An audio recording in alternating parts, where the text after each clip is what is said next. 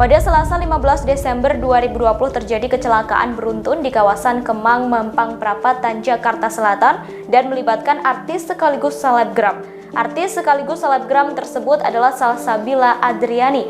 Salsabila diduga sempat berusaha kabur setelah menabrak.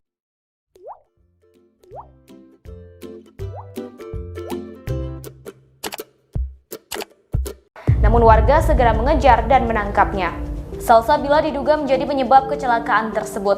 Mobil yang dikemudikannya menabrak dua kendaraan yang tengah diparkir. Ia mengatakan saat itu sedang makan dan mendengar suara benturan yang sangat keras. Ternyata mobilnya tertabrak oleh mobil yang ternyata dikendarai oleh Salsabila. Dikutip dari tribunnews.com Rabu 16 Desember 2020, setelah menabrak, Salsabila dan teman-temannya mencoba melarikan diri. Namun warga yang melihat peristiwa itu langsung mengejar dan menangkap Salsabila. Henry menduga Salsabila dalam kondisi mabuk saat menabrak kendaraannya yang diparkir. Salsabila dan rekannya lalu dibawa ke pos polisi Kemang untuk dimintai keterangan.